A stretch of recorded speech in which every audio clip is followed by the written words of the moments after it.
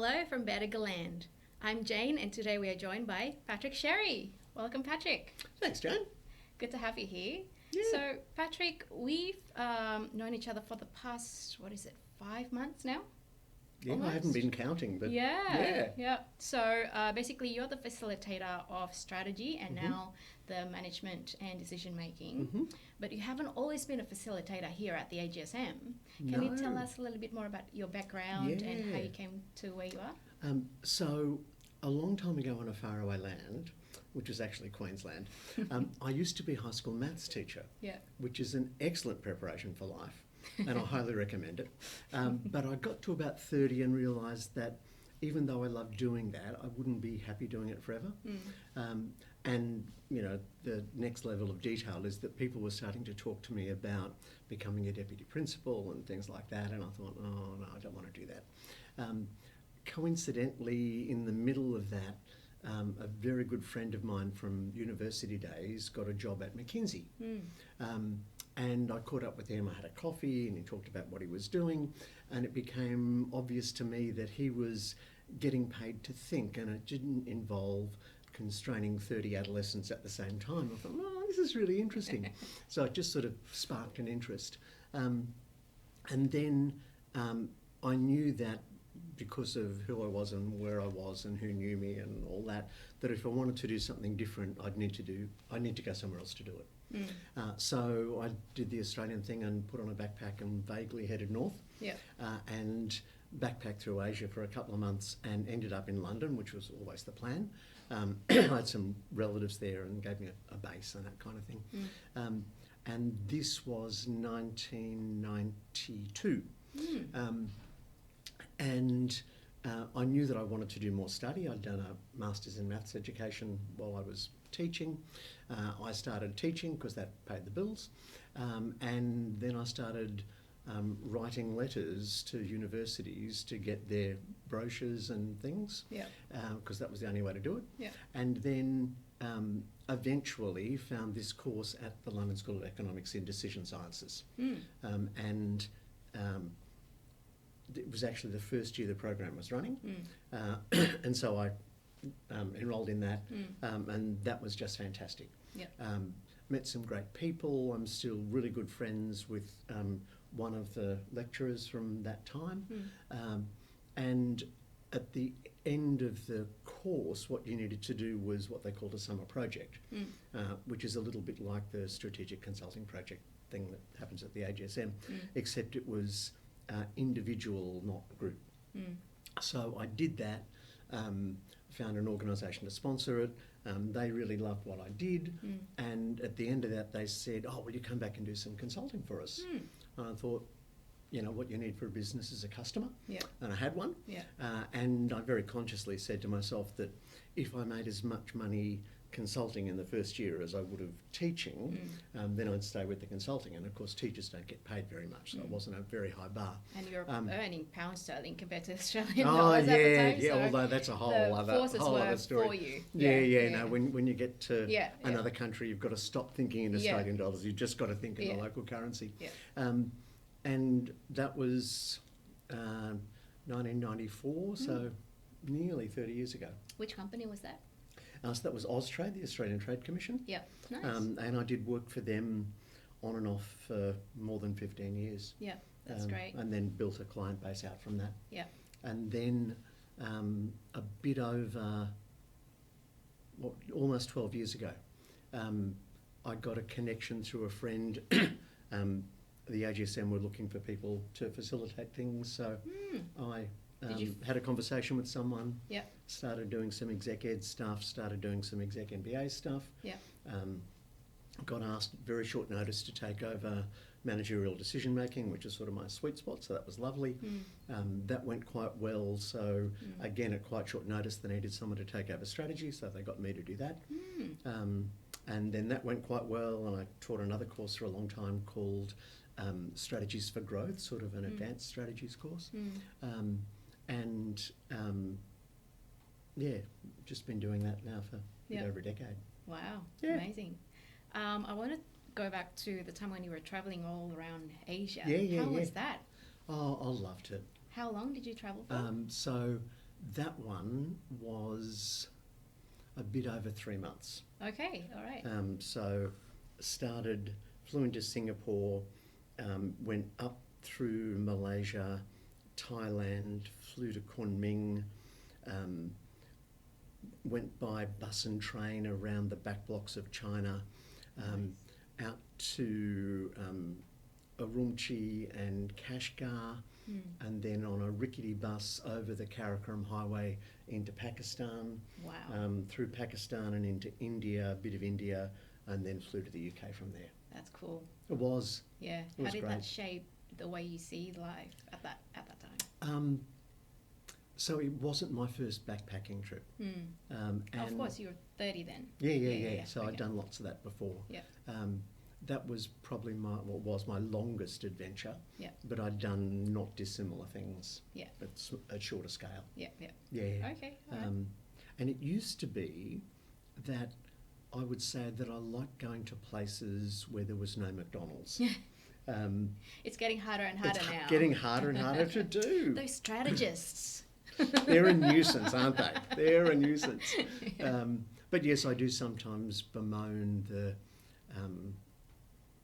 McDonald'sization, if that's the right word, of life, where you sort of get the same thing almost everywhere. Yeah. And what was so wonderful about travelling was that you got to see and experience all sorts of different things and eat all sorts of different foods and meet all sorts of different people. And Okay, perfect. So you were a teacher in high school and now you're teaching master's students at AGSM. But also on top of that, you are consulting C-suite executives.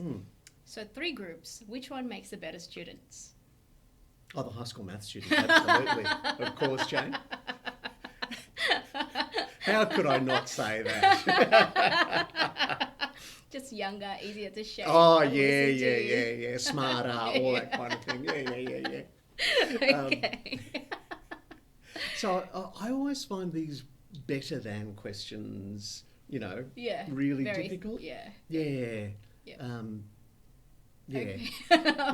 My youngest daughter, she still does it a bit, but in her young teenage years would turn up at the dinner table and say, "Would you rather be run over by a bus or have your right arm severed by a saw?" How am I supposed to respond to that? One, you might die. Second, you could live. So. Yeah, I know. Okay. So when you ask me, which is better out of it, they're just different. Yeah. Okay. And there is definitely a part of me that would love to go back and teach high school maths again. Yeah. I love doing it. Teaching now is a different game. Yeah. I wouldn't enjoy the increased bureaucracy in the world of teaching, but when I was doing it, it was a bit of chalk and a blackboard, so a whiteboard marker and a whiteboard. I'd happily go back and teach high school maths. I really love doing it. It's the class interaction that really takes the cake, isn't it? Yeah. Okay. Which is actually quite beneficial to the next point, because I wanted to ask, you're such a master at teaching the concepts in class, but how much of effective teaching is in relation to the actual materials, the knowledge involved, and how much of it is in relation to the theatre of teaching? And by theatre, I meant reading the room, going back to what other people say, using tone, volume, speech, things like that. I'm going to treat this as a multiple choice question. Okay. And the answer is E, all of the above. Yeah. So it is all those things. Yeah. So one of the things I observed even back in my high school maths teaching days is that you never really understand anything till you've taught it 3 times. And that's when you get to the how do I really explain this to people? Yeah. Because by then you've had all the tricky questions and all the confused looks and so there is definitely an art in being able to explain things in ways that make sense to people. Yep. And also in being able to read a room to know when what you're saying isn't going in and then to ask the right question to get that question out so that you can help those people make progress. Yeah, I just saw that last week, so well done. Yeah, and that's just one of the tools of the trade. definitely believe that good teaching, particularly in this MBA environment, is theatre. And I don't mean that in the sense that it should be frivolous. I mean that in that what good theatre does is, as a former actor friend of mine would say, you help people see, think and feel differently at the end of it. And that's important for good teaching. I want people to come out of a strategy class, a managerial decision-making class, whatever it might be, thinking differently about things. Yeah. And having a bit of theatre engages people. Yeah. Because even though we would like to believe that a lot of learning is cognitive stuff, a lot of learning is also emotional, and we know that, as you've heard me say, from how we know about these things, how they work. And so if we can engage people emotionally in something through a bit of theatre, through a bit of humour, through a challenging question, through an interesting story, through a good case study, then they engage with the learning, and that's what you need. Yeah. Because then you can work with that. Yeah, perfect. See, think and feel differently. I've experienced all three in your class. So, so you have two girls as well, daughter the elder and daughter the younger. Yes, it was easier than giving them names. So growing up with a strategist, have you taught them how to be excellent strategists as well then? So what have they taught me about strategy? Is that the question? No, the other way around, hopefully. So I don't know that I use a lot of strategic thinking with formally bringing up kids. Do you think? Although, like all good strategy, it is important to take a longer term view on things, to understand where your points of leverage are, to know where you can win and where you can't, those kind of things. Do you do that when they were young? So when you went to the supermarket and they want something, do you go, you want this lolly? There's only one response at that time from my side, and that's ask your mother. And of course my wife would say, ask your father.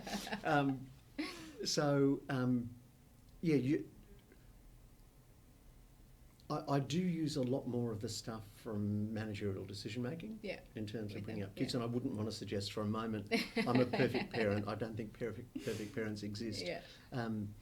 But understanding how you really influence people, understanding that the emotional response is not something you need to respond emotionally to, which is really important for 2-year-olds, but also for adolescents. And absolutely right. And so some of those things I think are much more applicable. Okay, great. So you're currently involved with the Australian Institute of Sport, where you're trying to tackle the issue of underrepresentation of women in high performance coaching roles. If we can imagine that all of the women in the world listening to us today, what one thing can all women do around the world to close this gap? A really good question. So I'm not going to give you one answer. Sorry, Jane. But if it had to be one, the first one would be support each other. So one of the things we've learned through this work is how important networks are, and not enough effort goes into creating those networks, and not enough effort goes into cultivating those networks. And so, the one thing would be to be part of a network and, support each other. But another bit of that network piece is to actually help people become aware of all of the good stuff that's already happening. So the process we ran in Melbourne last week was largely about getting people to share great stuff that was happening within their sport. So water polo is doing some really interesting stuff that no one else knows about. Cycling is doing some amazing things. Football is doing great stuff, taking a multi-generational approach to driving. So there's all this good stuff that's happening in these little pockets. Yep. And so one of the things that a good network does is it allows that knowledge to be shared. Yep. And then people say, oh, that's really interesting. Those people in water polo did that. I wonder if we could take that and tweak it a bit and apply it to, fencing or whatever it might be. So networks let you do that. Another part of the network that's important, and it's a blurry line, is the network also needs allies in it. And I put myself in that camp. I'm never going to be a women's elite level coach, but I would like to see myself and be perceived as a real ally for driving that change. Yeah. So we need allies in that network, and that's a really important role for people other than women to play in that space.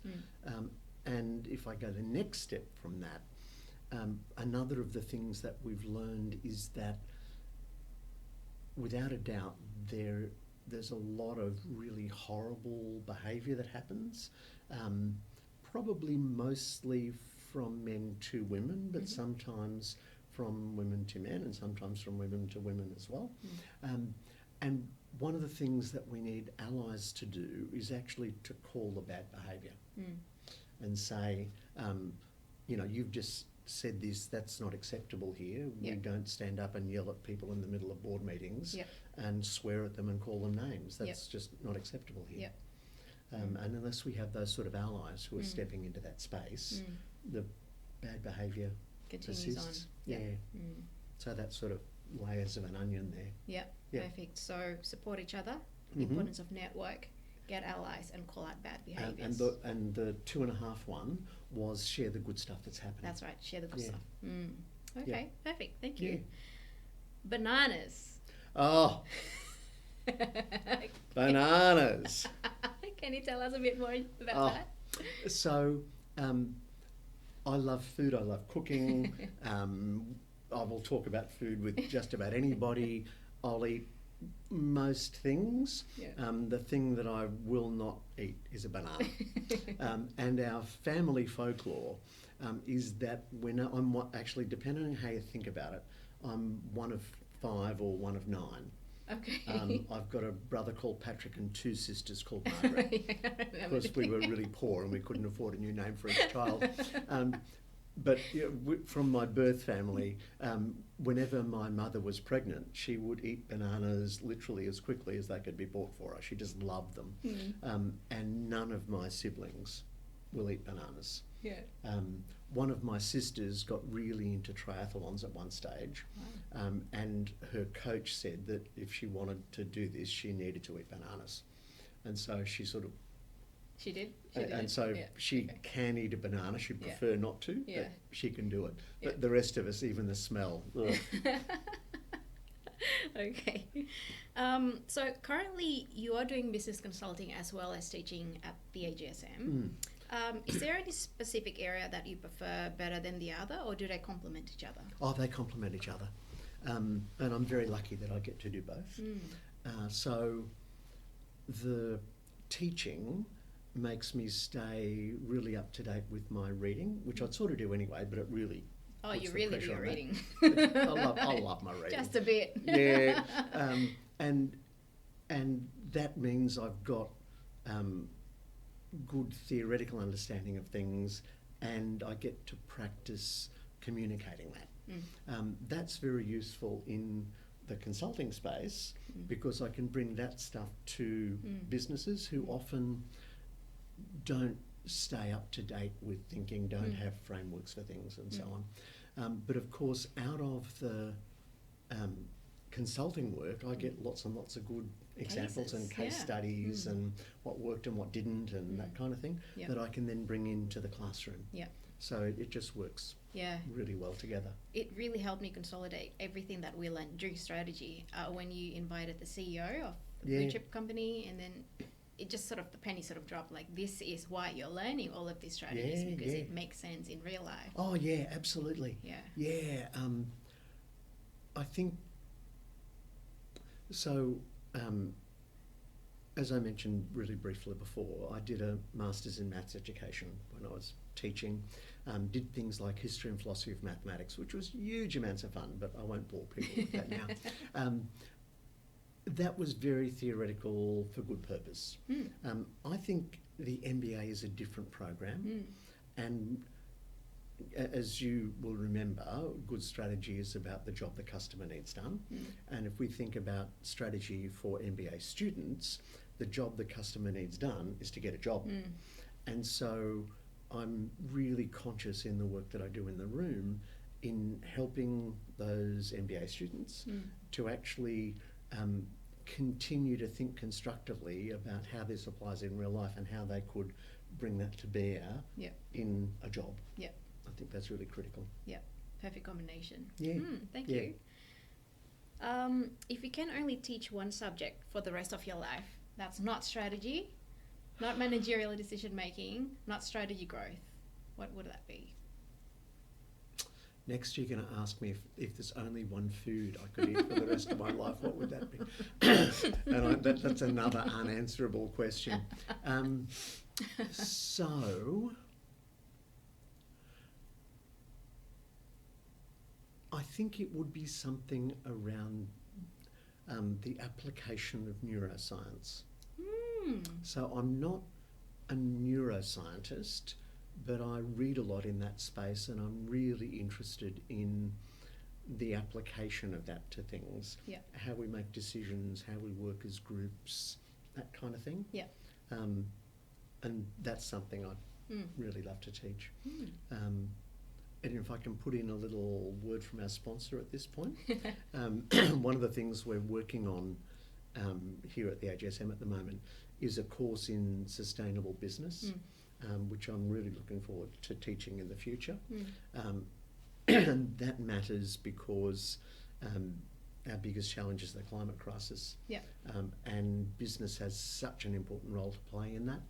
So I would like to be able to contribute to that. And that is sort of the strategy stuff brought to that space. So I've half a point. It's still strategy, but it's in a different space. So that's another thing that I'd love to be working on. Such a shame we don't have it now yet. Oh, agree. Awesome to do. Agree.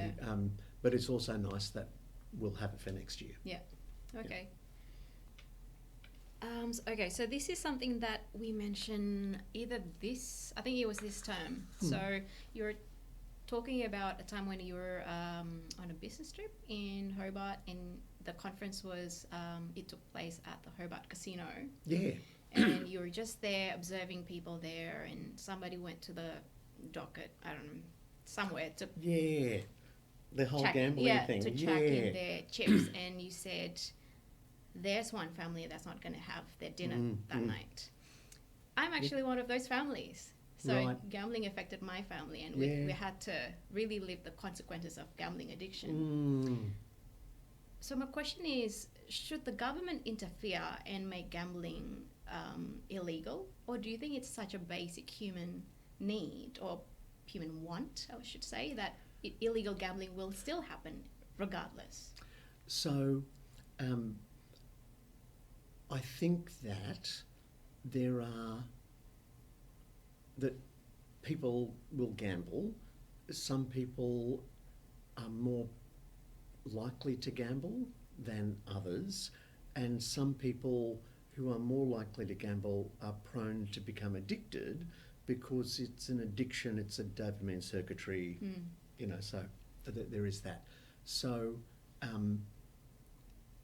I don't know that we can stop gambling. I think we can reduce the way that it's institutionalised, and we can do a lot more to protect people who are prone to becoming addicts from the consequences of that, to use your language of a moment ago, and for their families and so on. Yes, there is definitely a lot more we can do. There's this week and last week there's been stuff in the press about the amount of money that clubs have made out of gambling, and one particular instance, a club in a very low socioeconomic area, where the people who come to that club are the ones who've lost more money than anyone else in Australia. And that's just institutionalising evil. Yeah. And the club's lobby is very strong. Yeah. The way that the legislation was created through the lobbying of the clubs was that clubs could increase the number of poker machines every year. And you're a financial planner, you understand compound growth. That means that there's now clubs with hundreds and hundreds and hundreds of poker machines. Yeah.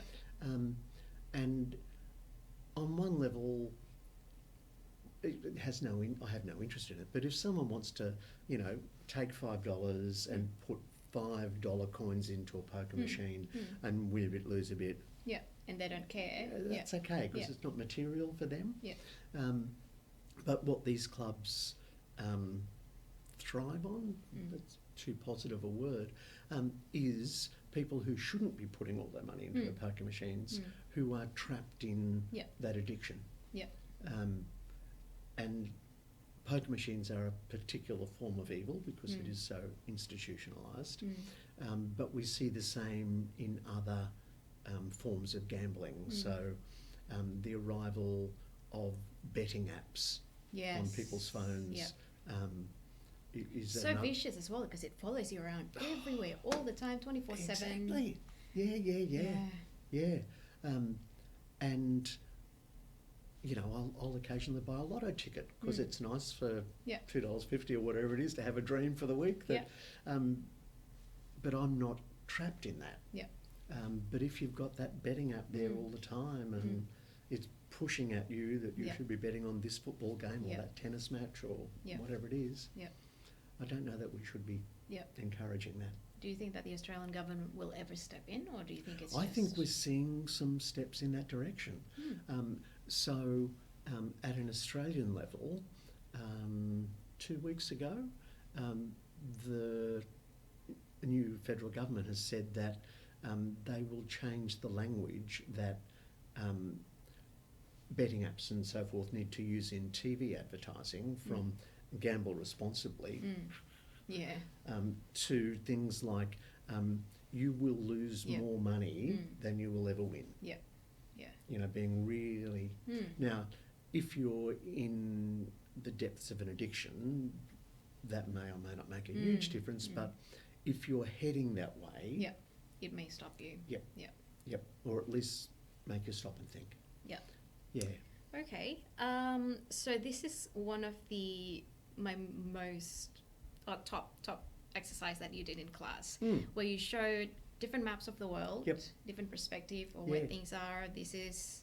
Was it the Dutch? Yes, so map, the Mercator projection, the Peters or Phillips projection, the Robinson projection. Yep. And the whole point of that exercise is that there are different ways or different perspectives to look at the world, but there are also different perspectives to look at certain things in your life. It's all about reframing, and we've probably covered this concept beforehand, but doing that specific activity really hits home for me. So thank you so much. I really enjoyed that. Oh, that's fine, Jane. That's fine. And we spoke before a little bit about teaching as theatre, but it's also important, I think, to be able touch people's lives sounds a little bit grandiose, but provide useful opportunities for people to think and reflect.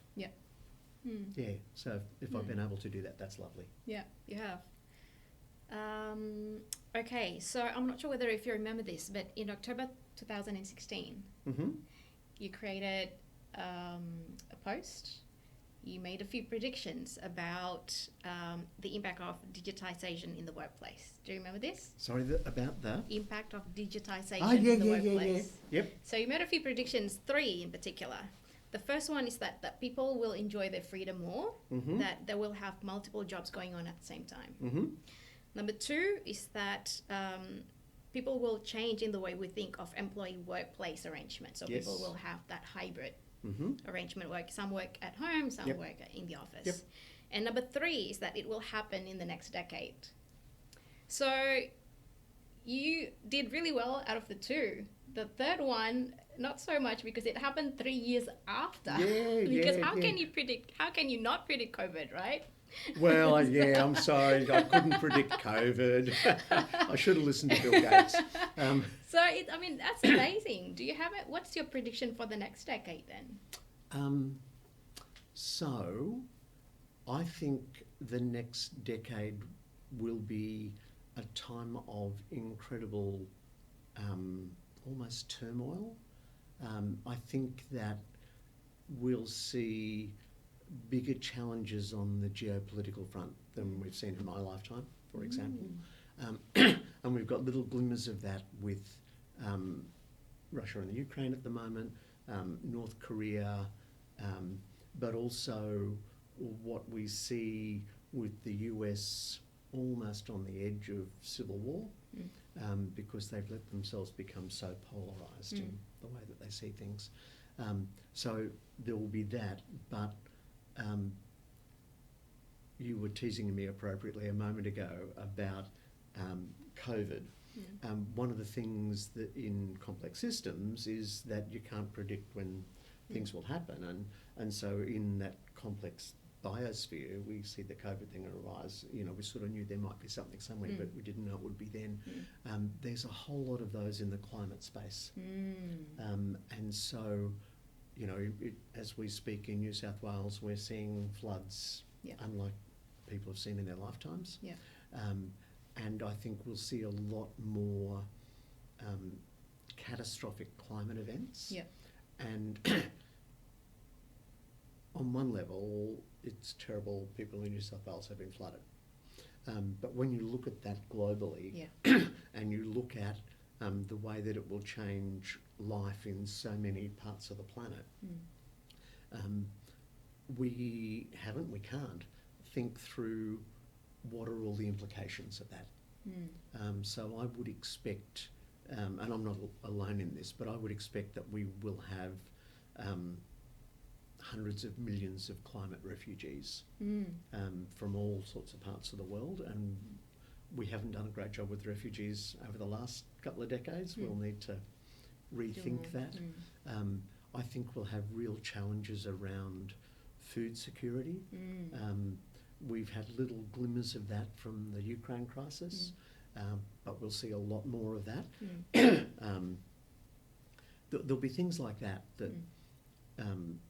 we can't predict the implications of, and so we'll need to figure out how to do that.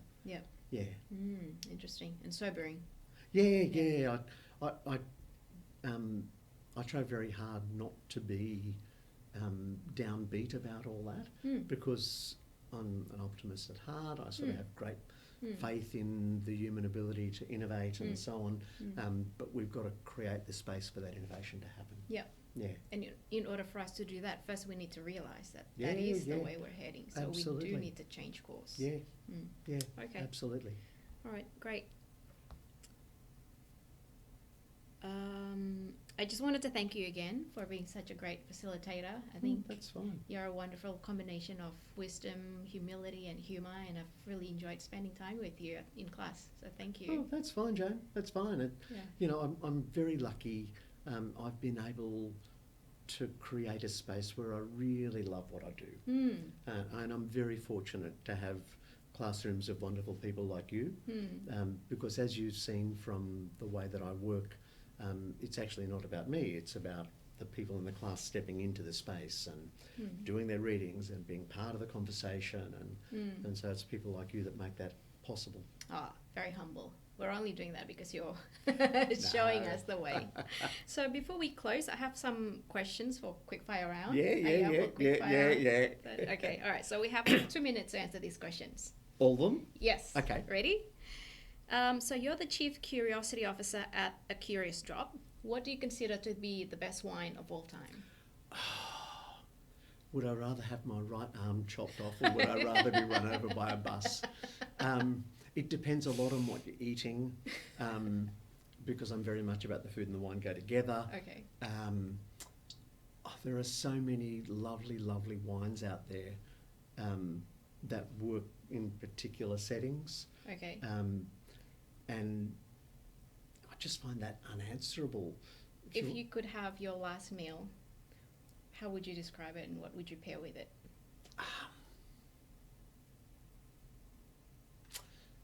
I'd want a long time to think about it. That's why it's a quick fire round. Yeah, I know. I'm lousy at that, Jane. So I'm a big fan of a good confit duck, and a good Pinot, either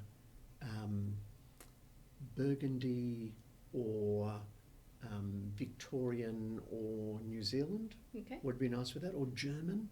The Germans do really lovely Pinot Noir, and no one knows about it. Okay. Specific year or?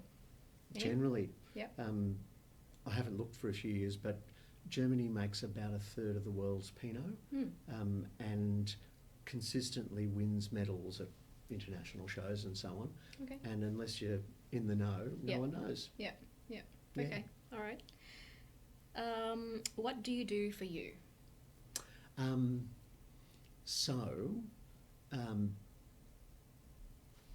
I eat well, which is not difficult, and I mean healthily, not extravagantly.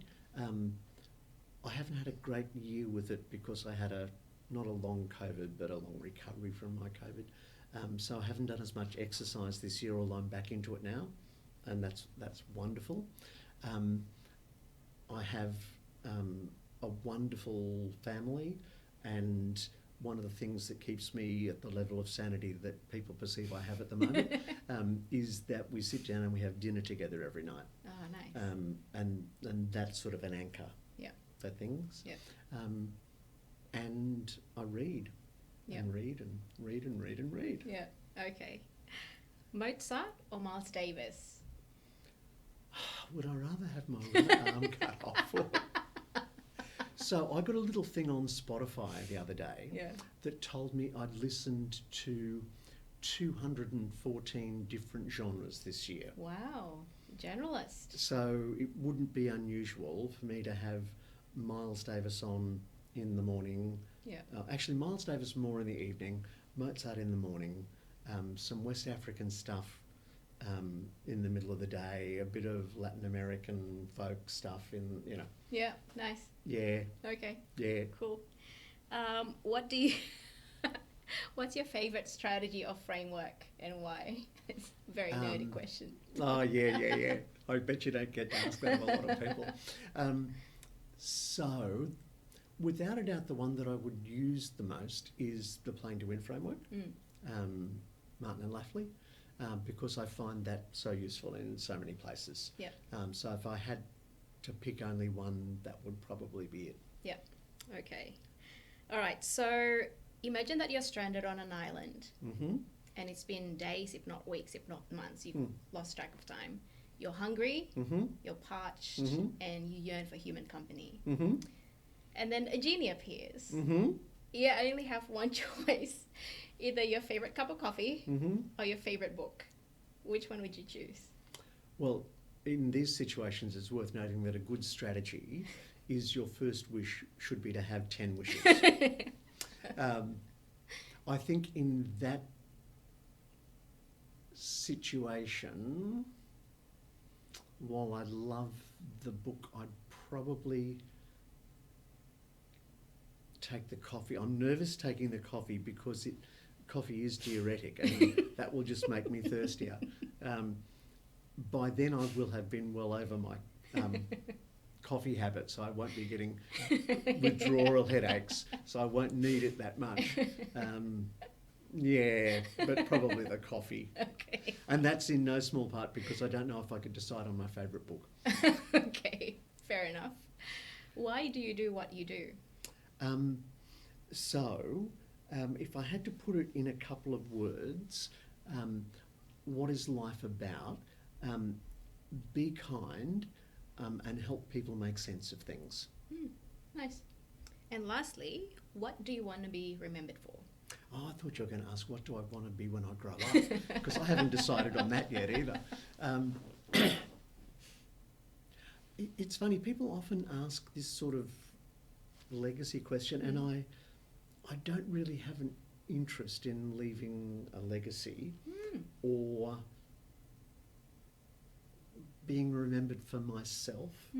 If I've helped people have experiences that they remember that help them be kind or make sense of things, then that's important. But I'm not so interested in people remembering what I did. Yep. It's about them. It's the actual effect that they take with them. Yeah. That's a very interesting perspective. I like it. All right, well, Patrick, thank you so much for being here. That's fine, Jane. That was good fun. Yeah, and thank you for the coffee. No problems. All right, see you then.